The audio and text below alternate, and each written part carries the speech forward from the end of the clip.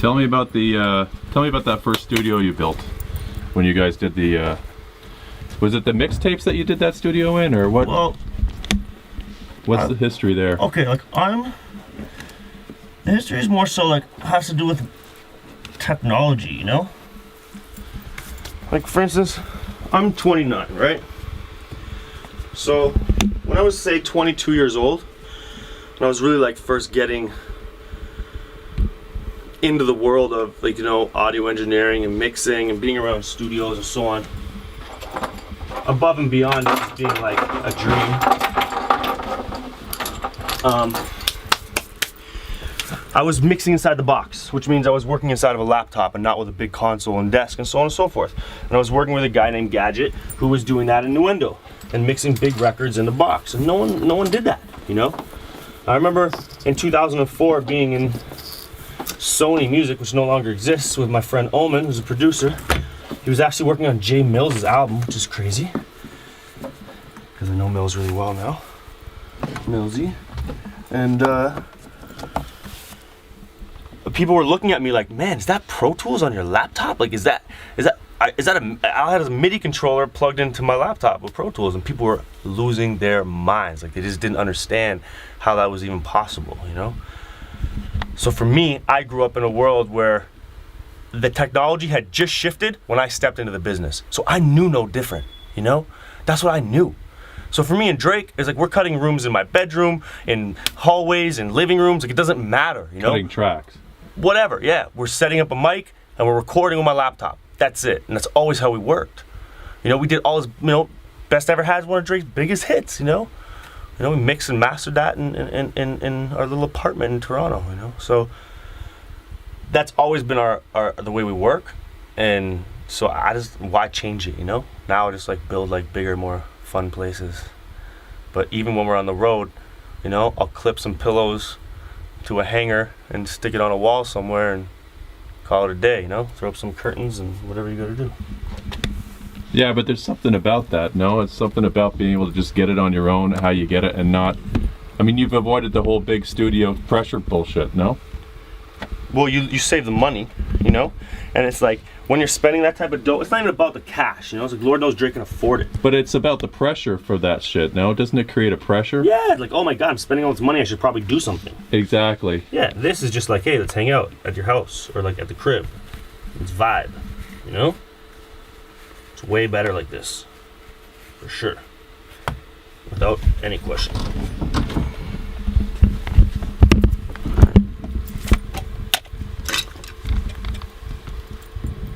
Perfect. Is that it? That done? Almost. Little cleanups in line. Replug in this snake, wire it to under the console quick. That's a wrap. But yeah, she's done.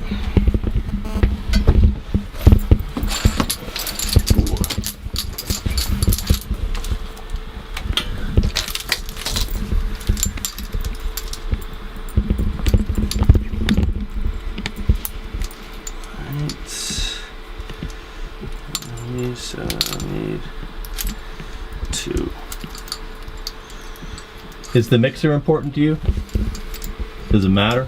Depends. Because you were just saying, you know, you mentioned out there any kind, you know, you got any kind of mixer in that first. I mean, does that stuff? Mixers? Okay, well, like no, but the console. Okay, so the console. We have to understand like under what context you're talking about. Like, for instance, there's 2 types of consoles. Like, you know, there's digital, there's analog, and then on top of that, there's, you know, Ethernet controllers, which is like what I was talking about outside, which is a Control 24. All is a big mouse, you know. It doesn't do anything. There's no components, there's no tube. There's a little teeny 8-track mixer, which I actually use. And the pre's on that are actually pretty good. They're all Focusrite pre's. But regardless, that thing's just sort of a big Ethernet controller, you know? It doesn't do MIDI controller. It doesn't do too much. Right. Just instead of using the mouse, you can press the buttons. Right. You know, you want to talk about an SSL, a Neve desk, you know? Yeah, well, that's a different story. When we're talking about recording, on Drake's, like the front end of my recording rig, no matter what, like, yeah, I'm using a Neve 1073 mic pre. So that's coming right out of a Neve desk, you know? Whether it be an 81 or a 73 or whatever it is. I'm pulling it out of a Neve desk. So that component is still there on an analog side and the beginning of Drake's chain. And whether it's a C800G microphone or it's a U87 or 67 or 47, it's, you know, there's that component on as far as his mic pre is concerned, and even possibly his compressor, whether it be a LA2 or whatever we decide to go with that day. What's your vibe on his? What's your favorite mic with his voice? I just use an 87. It's easy, man. You know, it's everywhere. It's clean. It's consistent. There's nothing wrong with it. If I want a little more clarity in top end, I'll go to a C800G, and I'll go there when he's singing. You know, like for instance, Marvin's Room was a C800.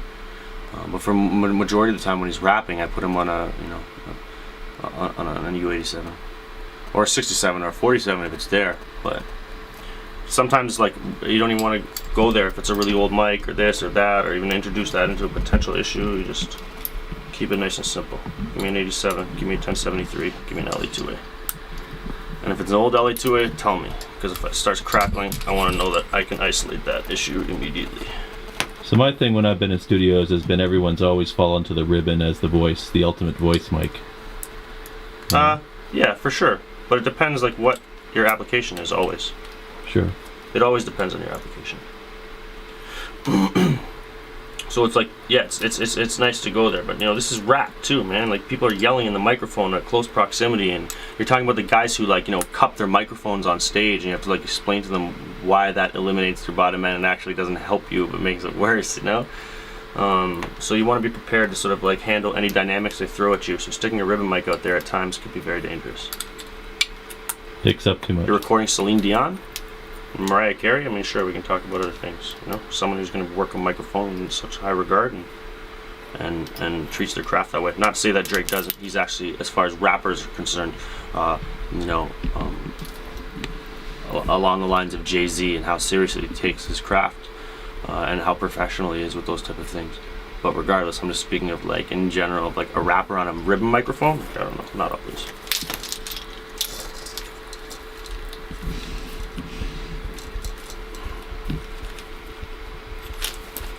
Alrighty.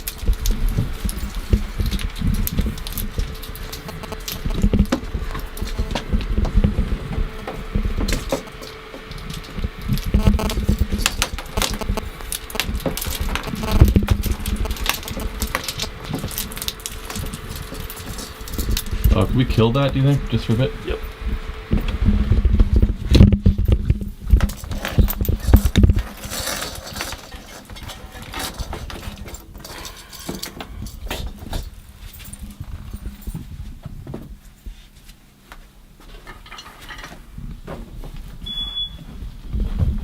It's like working on a car down here.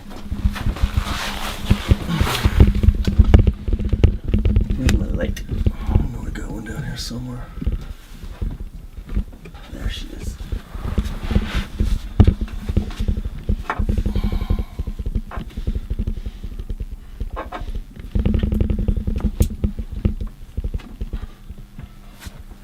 Put these little blue lights down here too, see these? Disco. Yeah, little USB lights, they're sick LEDs. Okay, friend. There you are.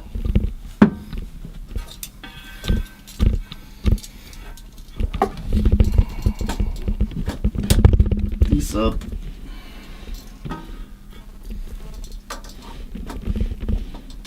So did you have any idea that first mixtape what it would be? When you guys were working on it? What was your vibe on that? Yes and no.